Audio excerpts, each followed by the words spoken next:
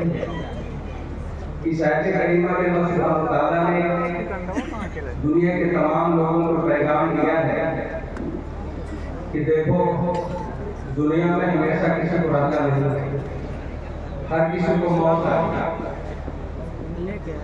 लेकिन अफसोसनाक बात यह है कि हम लोग डेली जनाजा पढ़ते हैं, हमारे सामने मईत रखी जाती है, कभी ये ख्याल नहीं होता कि एक दिन हम भी यहाँ पर, और ये भी हमें मालूम है कि हमें मौत कभी भी आ जाए।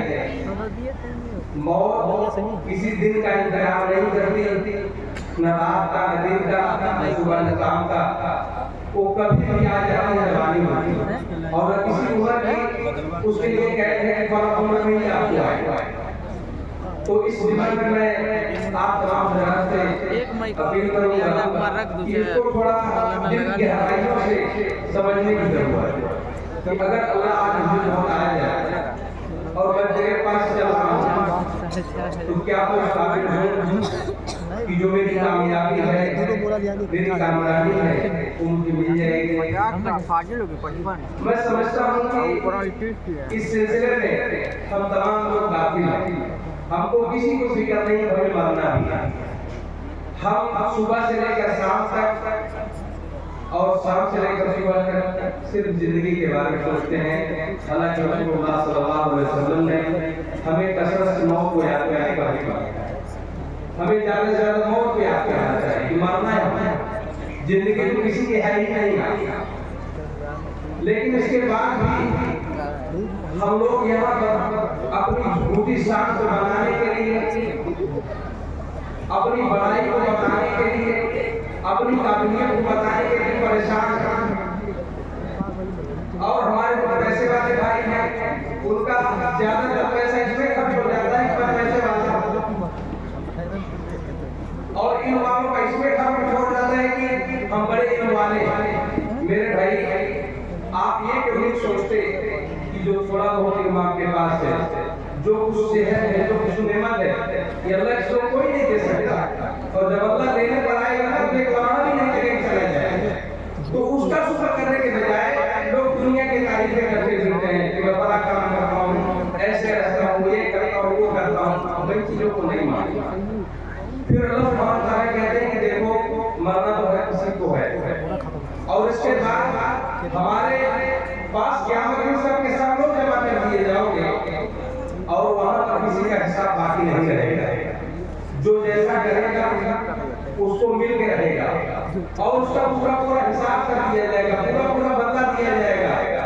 मेरे भाइयों, अल्लाह ये एक ऐसी जात है जो हर किसी के बंदे को पूरा देती है।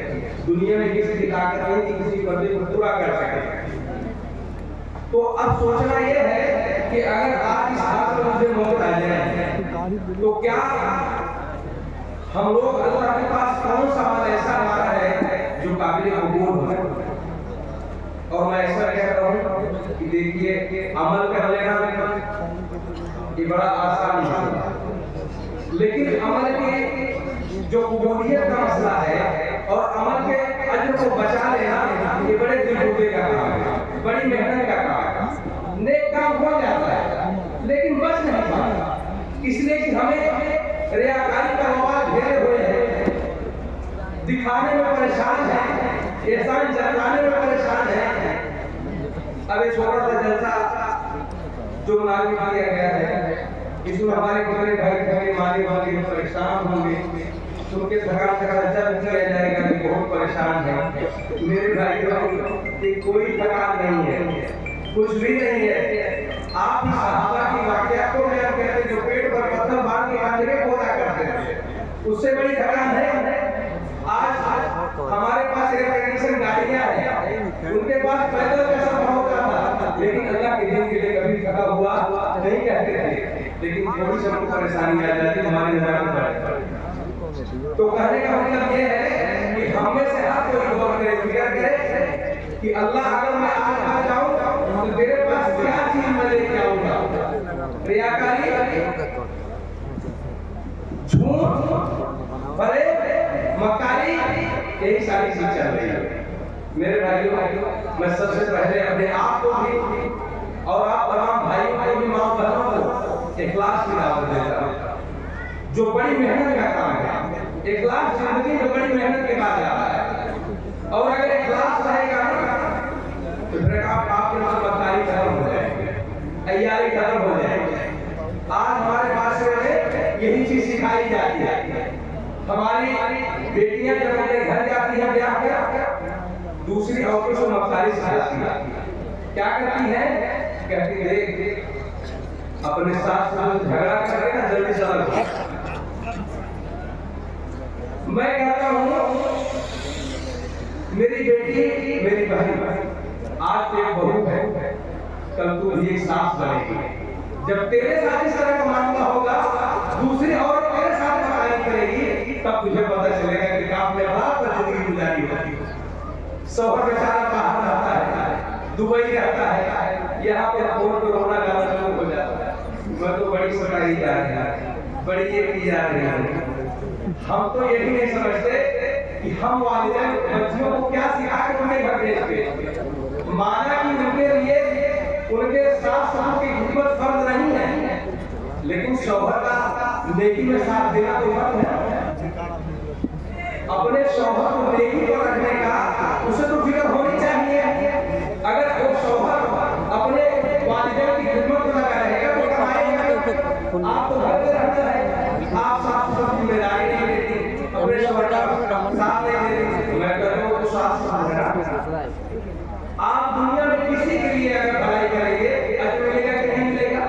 वो तो एक आपके माँ बाप की हैसियत रखते हैं। तो मैं आपकी माँ बहनों में दावत देता हूँ कि सबसे बड़ी जिम्मेदारी है कि जहाँ जाओ अपने आप को मक्कारी से बचाओ, झूठ बचा के रखो।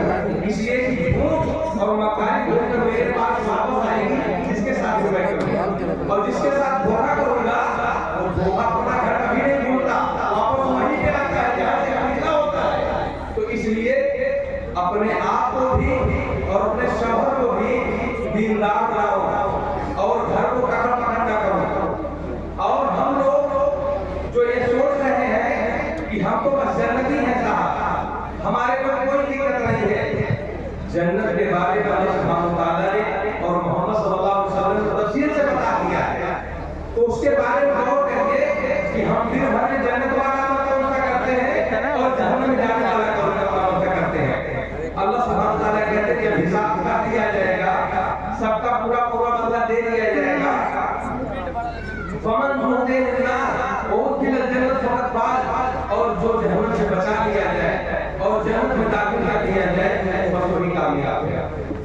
मेरे भाइयों, सब खुशफहमी में, हम भी खुशफहमी में, और हर कोई अपने आप को जन्नती ही कहता है, चाहे वो शक्ति में मुब्तला हो, चाहे बिदअत में मुब्तला हो, चाहे इबादत को बशर करने वाला हो, सारे के सारे जन्नती हैं साहब। याद रखिए, अगर हमारे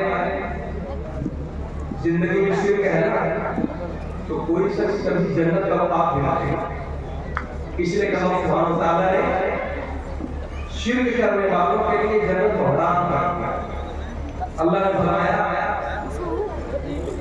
इन्नहु मन युश्रिक बिल्लाह फक़द हर्रम अल्लाहु अलैहि जन्नह व माअहु नार व मा लिज़ालिमीन मिन अंसार।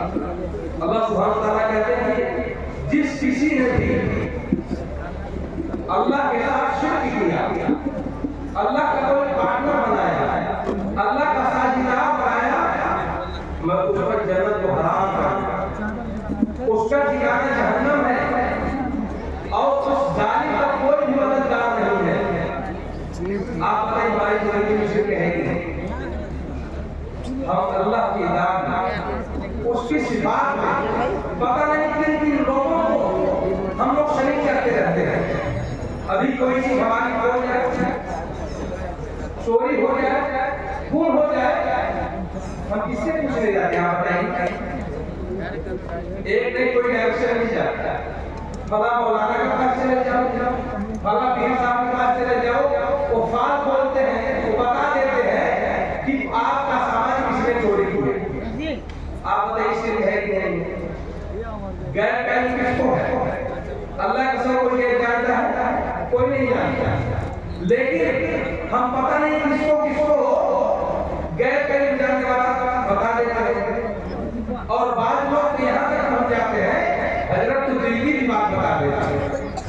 मुसलमान का अकीदा है अली को गुलाम शुरू से पौधा है। कोई भी दुनिया की ताकत की बात नहीं जान सकती, न बता सकती है, और छुपी बातों को कोई नहीं बता सकती, लेकिन हम लोग पूछने जाते हैं। अल्लाह के नबी सल्लल्लाहु अलैहि वसल्लम फरमाते हैं, कहते हैं अगर ऐसे लोगों की बात को तस्दीक कर दे उसकी 40 वक्त नमाज इस खत्म। पहली बार नमाज पढ़ते कितना लोग खत्म करेंगे। अब ये जलसा चल रहा है, मुझे तो बड़ा अफसोस होता है ये जलसा जो चल रहा है, इस जलसे में आए हुए लोग अगर फजर की नमाज छोड़ दें, इस जलसे में आना बेकार है। अगर आप ताकत रखते भी हम फजर में जाएंगे तब तो आप जलसे में बैठे रहेंगे, कोई दिक्कत की बात नहीं। इसको हो सकता है इंतजामी से नाराज हो जाए कि बाकी को भगाने को बना लिया, लेकिन मैं यही कहूँगा कि अगर आपके पास फजर की पढ़ने की ताकत इसके पास नहीं है, आप वहाँ से सो जाइए। अगर आप हिम्मत रखते हैं कि नहीं जलसा करने के बाद फजर पढ़ लेंगे, तब तो आप जलसे में बैठिए। मेरे भाई फजर की नमाज आपका फर्ज है, ये जलसा जो फर्ज है। आप अगर नमाज छोड़ जलसा तो पढ़े तो आप मत सुनिए। आओ हम तो बड़े अफसोस पड़ जाते हैं कि लोग नमाज का छोड़ना सिर्फ ही नहीं समझते, जबकि अल्लाह सुब्हानहू व तआला ने कुरान करीम में वाज़े तौर पर फरमाया अकीमुस सलाह वला तकूनु मिनल मुशरिकीन, नमाज कायम कर ले और मुशरिकों में से न हो जा। आप बताइए नमाज तो होना सिर्फ एक नहीं है। अगर ये बात कह दीजिए तो बुरी लगती है। बात कौन सी अच्छी लगती जानते हैं? जैसा पब्लिक चल रही है बस वो इससे गीत गाते हैं, अगर नमाज नहीं पढ़े कोई बात नहीं, पढ़ने लगे कौन सी धीरे धीरे क्या पढ़ेगा, कब तक पढ़ेगा, जवान हो गया है। अभी मौलाना मोहतरम काई भाई साहब ने बताया ना कि 7 साल तक नमाज की आदत बनाओ, 10 साल का हो गया बनाओ, अभी जो 50 साल का उनको क्या किया जाए, क्या किया जाए? ये तो मारने लगता है, ये तो हम लोग नहीं जाते, उम्र ढल चुकी है, लेकिन अभी भी जलसा। तो आप किसको कहा जाए और कौन सी तौहीद का कौन सी नमाज है? और ये जानते हैं कि क़यामत के दिन सबसे पहले आमाल के बारे में नमाज का सवाल होगा।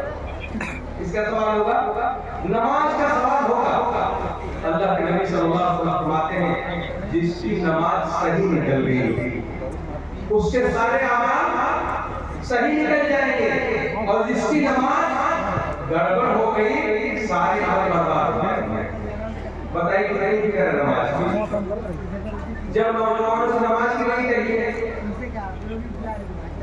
नापाक एक दो बड़ा अफसोस हुआ, लेकिन निकाह पढ़ाने का मौका मिला तो क्या हमने कुछ मस्जिद में निकाह हो जाए तो दूल्हा कहता है नापाक। बताइए निकाह के लिए आया बेचारा नापाक ही गया, तो बात पता नहीं कितना पाक है, गले बेहतर गया शादी बाद कितना पाक है। जब शादी पहले पाक नहीं है तो शादी बाद क्या पाक रहेगा? सुबह से लेकर दोपहर हो जाती है, हर वक्त कहा जाता पढ़ने के लिए नापाक, असर के वक्त नहीं तब भी नापाक, पाक कब हो गया? और कपड़े ना हमारे पास बहुत जोड़े रहते हैं और तब भी नापाक,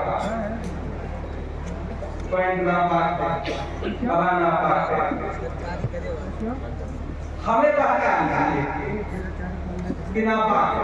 क़यामत के दिन पता चलेगा जब आप अपनी नापाकी बताएंगे, वहां पर किसी का मामला अच्छा किसी चीज को सही होने की दलील क्या है? हमारे यहाँ के दुकानदार बनाते, जब आप बात बनाते हैं क्या कहते हैं?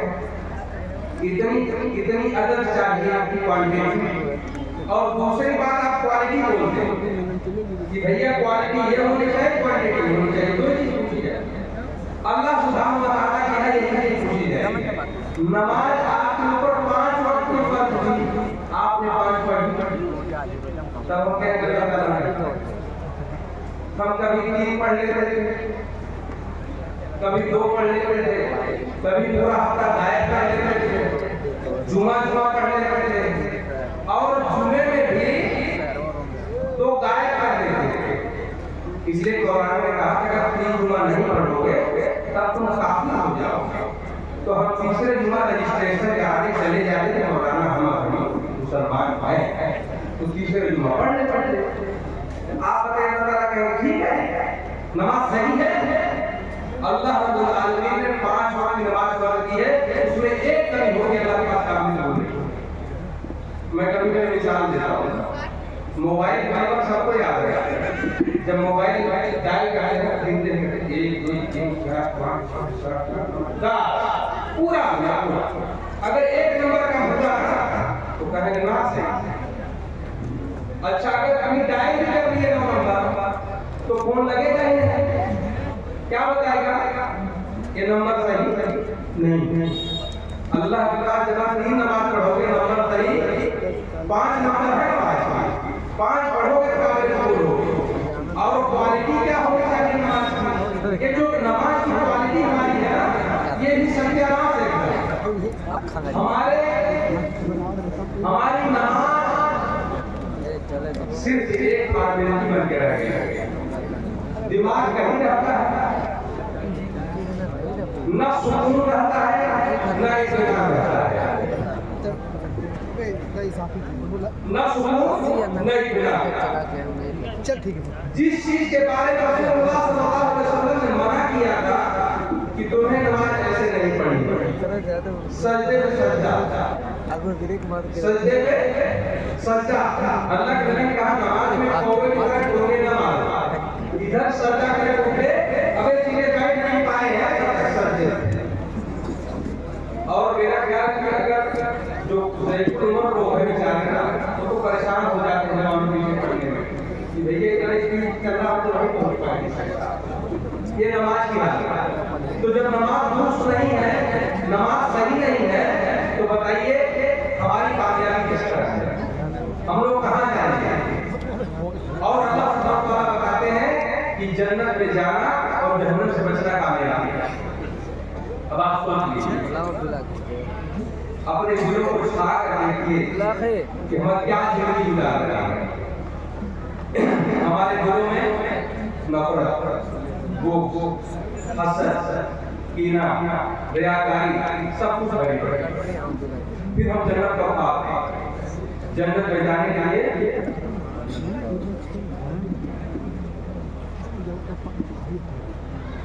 भूख मांग गया कि जल्दी खत्म।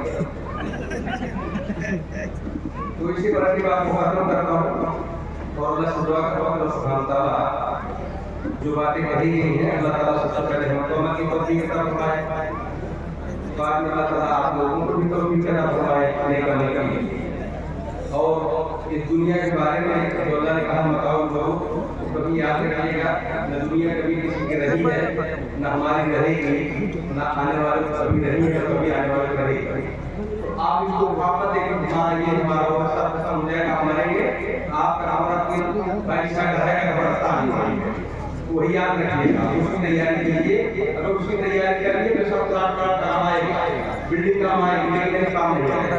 तो अल्लाह से दुआ है कि अल्लाह सुब्हानहू व तआला हम लोगों को नेक अमल की तौफीक अता फरमाए और सबसे पहले रियाकारी से बचाए और अल्लाह ताला जन्नत में करने की तौफीक अता फरमाए और जहन्नम से बचने वाला तौफीक अता फरमाए।